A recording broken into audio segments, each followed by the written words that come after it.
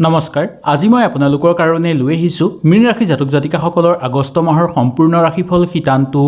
এই মাহত আপোনালোকৰ কেৰিয়াৰ, ধন সম্পত্তি, প্ৰেম, বিবাহ, স্বাস্থ্য, শিক্ষা আৰু ভাগ্য কেনেকুৱা হ'ব, গ্ৰহ নক্ষত্ৰৰ প্ৰভাৱৰ ফলত আপোনালোকৰ জীৱনত কি পৰিৱৰ্তন আহিব, আহক তেনেহ'লে আজিৰ ভিডিঅ'টোৰ যোগেদি আমি সুন্দৰভাৱে জানি লওঁ। যদি আপোনালোকৰ কিবা অসুবিধা হয় বা আপোনালোকে যদি কিবা বুজি নাপায় নিশ্চয় মোক তলত কমেণ্ট কৰি জনাব। আপোনালোকৰ সকলো প্ৰশ্নৰ উত্তৰ মই দিবলৈ চেষ্টা কৰিম। আগষ্ট মাহটো মীন ৰাশি জাতক জাতিকাসকলৰ বাবে আত্মবিশ্বাসৰ মাহ বুলি ক'ব পৰা যায়। নতুন সুযোগ আহিব আৰু লগতে কিছুমান গুৰুত্বপূৰ্ণ সিদ্ধান্ত গ্ৰহণ কৰিবলগীয়া হ'ব পাৰে। ধৈৰ্য, পৰিকল্পনা আৰু সঠিক সময়ত সঠিক সিদ্ধান্ত ল'লে আপোনালোকে বহুকেইটা ক্ষেত্ৰত উন্নতি হোৱাৰ সম্ভাৱনা থাকিব। সেইকাৰণে ধৈৰ্য ধৰি সকলো কাম কৰিবলৈ চেষ্টা কৰিব আৰু পৰিকল্পিত কামবোৰ সঠিকভাৱে কৰিবলৈ চেষ্টা কৰিব। আৰু কিবা কাম যদি আপোনালোকৰ কৰণীয় আছে সেই কাম সঠিক সময়ত কৰিবলৈ চেষ্টা কৰিব। আৰু আপোনালোকৰ কৰ্ম জীৱনতেই হওক বা ব্যৱসায়িক বাণিজ্যৰ জীৱনতেই হওক কামবোৰ সঠিক কৰ্ম কৰিব আৰু লগতে সঠিক সিদ্ধান্ত ল'বলৈ চেষ্টা কৰিব। এনে কৰিলে আপোনালোকৰ সকলো ক্ষেত্ৰতে উন্নতি হোৱাটো নিশ্চিত বুলি ক'ব পৰা যায়। এতিয়া আমি জানি লওঁ আহক কেৰিয়াৰ আৰু চাকৰিৰ কথা। চাকৰিয়ালসকলৰ কাৰণে এই মাহটো দায়িত্ব বৃদ্ধি পোৱাৰ মাহ দেখিবলৈ পোৱা যায়। উচ্চপদস্থ বিষয়াৰ পৰা নতুন সন্মান লাভৰ যোগ আপোনালোকৰ থাকিব। প্ৰাপ্য লাভ কৰিব পাৰিব আপোনালোকে বহুকেইটা সুযোগ। নিষ্ঠা আৰু পৰিশ্ৰমে আপোনালোকে আগভাগ ল'লে নিশ্চয় এটাৰ পিছত আনটো সুফল নামি আহিব। মাহৰ শেষৰ ফাললৈ পদোন্নতিৰ প্ৰবল আশা কৰিব পৰা যায়। প্ৰতিযোগিতামূলক ক্ষেত্ৰত আপোনালোকে প্ৰশংসা লাভ কৰাৰ প্ৰবল সম্ভাৱনা দেখিবলৈ পোৱা যাব। যিসকল লোকে চাকৰি বিচাৰি আছে তেওঁলোকৰ কাৰণে আশাৰ ৰেঙনি লৈ আহিব। মনে বিচৰাৰ ধৰণে আপোনালোকে কৰ্ম পাবলৈ সক্ষম হ'ব আৰু সেই কৰ্মৰ পৰা উচিত ফলাফল লাভ কৰিব পৰাৰো যোগ দেখিবলৈ পোৱা যাব। ব্যৱসায়িক বাণিজ্যৰ ক্ষেত্ৰত নতুন গ্ৰাহক লাভ হ'ব, নতুন চুক্তিত স্বাক্ষৰ হ'ব, ব্যৱসায় সম্পৰ্কীয় নতুন সুযোগ অহাৰ সম্ভাৱনা থাকিব। কিন্তু ডাঙৰ বিনিয়োগ কৰাৰ ক্ষেত্ৰত অলপ সাৱধান হ'ব লাগিব। ভালকৈ পৰীক্ষা নিৰীক্ষা কৰাৰ পিছতহে আপোনালোকে কোনো ডাঙৰ বিনিয়োগ কৰাৰ ক্ষেত্ৰত আপোনালোকে আগভাগ ল'ব। অংশীদাৰী ব্যৱসায়িক ক্ষেত্ৰত আপোনালোকৰ স্বচ্ছতা বজাই ৰাখিবলৈ চেষ্টা কৰিব। লগতে নতুনকৈ যদি কিবা অংশীদাৰী ব্যৱসায় আপোনালোকে কৰিব বিচাৰে তেনে ক্ষেত্ৰতো ভালকৈ চাই বুজি শুনি তাৰপিছতহে আপোনালোকে সেই কাম কৰিবলৈ চেষ্টা কৰিব। তেতিয়া এটাৰ পিছত আনটো সুফল আপোনালোকৰ জীৱনলৈ নামি অহাৰ সম্ভাৱনা থাকিব। আৰ্থিক অৱস্থাৰ কথা ক'বলৈ হ'লে মীন ৰাশি জাতক জাতিকাসকলৰ আগষ্ট মাহৰ আৰ্থিক ক্ষেত্ৰত আপোনালোকৰ খৰচ বৃদ্ধি হোৱাৰ প্ৰবল সম্ভাৱনা থাকিব। অবান্তিক খৰচে আপোনালোকক জুৰুলা কৰি তুলিব পাৰে। অপ্ৰত্যাশিত বস্তু আপোনালোকে ক্ৰয় নকৰাটোৱেই দৰকাৰ আৰু অপ্ৰয়োজনীয় কিছুমান বস্তুত আপোনালোকে অৰ্থ বিনিয়োগ নকৰাটোৱেই মংগলময় বুলি ক'ব পৰা যায়। নিজৰ কাৰণে আপোনালোকে অকণমান সঞ্চয় কৰিবলৈ চেষ্টা কৰক আৰু অবান্তিক খৰচৰ পৰা যিমান দূৰত্ব বজাই ৰাখিব আপোনালোকৰ কাৰণে ভাল হ'ব।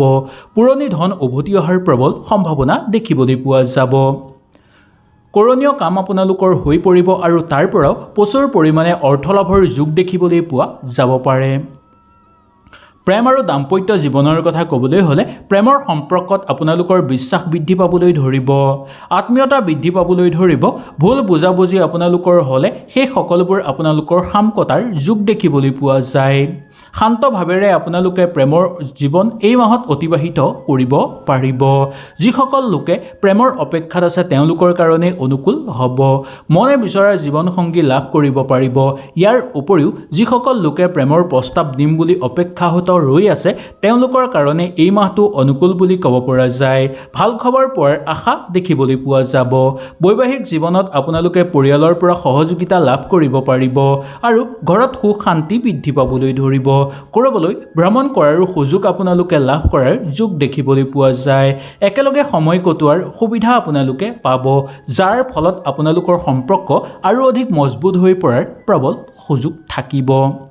শিক্ষাৰ ক্ষেত্ৰৰ কথা ক'বলৈ হ'লে ছাত্ৰ ছাত্ৰীসকলৰ বাবে এই মাহটো পৰিশ্ৰমৰ ফল লাভৰ যোগ আছে।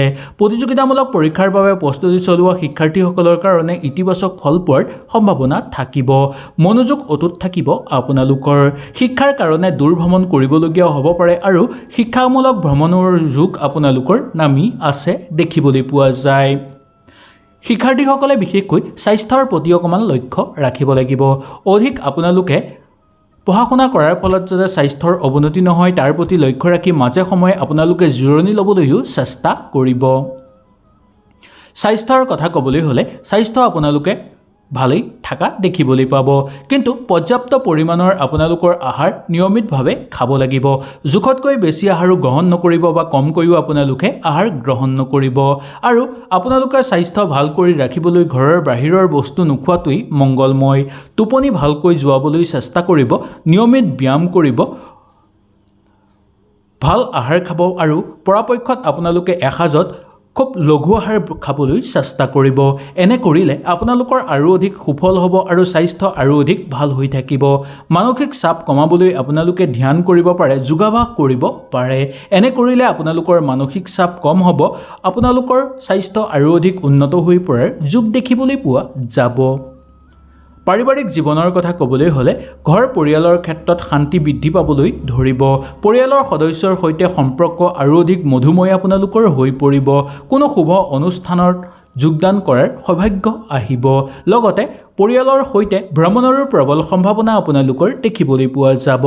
ক'ৰবাত যদি অৰ্থ বিনিয়োগ কৰিবলগীয়া হয় তেনেহ'লে পৰিয়ালৰ লগত ভালকৈ আলোচনা কৰিব, তাৰ পিছতে আপোনালোকে অৰ্থ বিনিয়োগ কৰিব। নিশ্চয় ভাল ফল লাভ কৰিব পাৰিব। ভাগ্যৰ অৱস্থাৰ কথা ক'বলৈ হ'লে আগষ্ট মাহত মীন ৰাশি জাতক জাতিকাসকলৰ ভাগ্য আপোনাৰ পক্ষত থকা দেখিবলৈ পোৱা যাব, কিন্তু ভাগ্যৰ ওপৰত আপোনালোকে নিৰ্ভৰ কৰি নচলিব। নিজৰ পৰিশ্ৰমক আপোনালোকে গুৰুত্ব দিব। সঠিক সময়ত সঠিক সিদ্ধান্তই আপোনালোকৰ সুফল লৈ আহিব আৰু অৰ্থ অহাৰ বাট মোকলাই তুলিব। সকলো ফালৰ পৰা আপোনালোকৰ উন্নতি নামি অহাৰ যোগ দেখিবলৈ পোৱা যাব।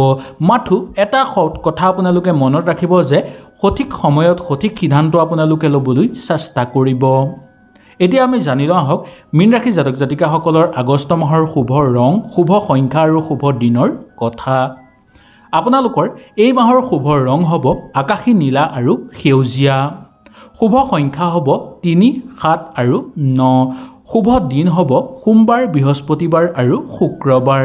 মীন ৰাশি জাতক জাতিকাসকলে এই মাহত ধৈৰ্য ধৰিলে ইতিবাচক চিন্তা বৃদ্ধি পাবলৈ ধৰিব। নিয়মিত পৰিশ্ৰমে আপোনালোকৰ ডাঙৰ শত্ৰু ধ্বংস কৰি পেলাব। নতুন সুযোগ অহাৰ প্ৰবল সম্ভাৱনা থাকিব আৰু মহাদেৱৰ বিশেষ আশীৰ্বাদ আপোনালোকৰ ওপৰত থাকিব। কিন্তু যিকোনো ডাঙৰ সিদ্ধান্ত লোৱাৰ আগতেই অভিজ্ঞ ব্যক্তিৰ পৰামৰ্শ লোৱাটো আপোনালোকৰ কাৰণে ভাল হ'ব। সামগ্ৰিকভাৱে 2026 চনৰ আগষ্ট মাহটো মীন ৰাশি জাতক জাতিকাসকলৰ বাবে উন্নতি, নতুন সুযোগ, ব্যক্তিগত বিকাশৰ প্ৰবল সম্ভাৱনা থাকিব। পৰিকল্পনাৰে আপোনালোকে আগভাগ লওক, নিশ্চয় ভাল ফল লাভ কৰিব পাৰিব। হয়তো এই ভিডিঅ'টোৰ যোগেদি আপোনালোকে সুন্দৰভাৱে বুজি পালে। যদি আপোনালোকে কিবা অসুবিধা পালে নিশ্চয় মোক তলত কমেণ্ট কৰি জনাব।